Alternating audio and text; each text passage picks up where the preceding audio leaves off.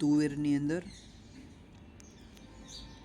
મરુકા નામની ઈયળનું નુકસાન છે કે તુવેરના સિંગને તમે ફોલો એટલે આપને એમ લાગતું હોય કે તુવેરમાં સારું ઉત્પાદન મળશે, પણ એના 8 થી 9 દાણા હોય તેમાં 1 થી 2 દાણા સારા નીકળે છે. બાકી નાની એવી જીવાત જેને મેગેટ કહેવાય એ ફૂલ આવવાની અવસ્થાએ અંદર ઈડું મૂકી દે, એટલે અંદરથી જે ઈયળ નીકળે એને પગ વગરની હોય અને એ દાણાને નુકસાન કરે. આ રીતનું તમે સિંગને ફોલીને જુઓ તો આ રીતનું તુવેરની અંદર નુકસાન જોવા મળે છે. ઉત્પાદનમાં મોટો ઘટાડો જોવા મળે. આપણે એમ થાય ફાલ તો બહુ સારો છે, છતાં ઉત્પાદન કેમ નથી મળતું? તો આ જે આપણે એને ધનેડા જેવી જીવાત એનો ઉપદ્રવ જોવા મળે. અને આ બાજુ જુઓ, જે તંદુરસ્ત છે કે જેના બધા દાણા ભરેલા છે,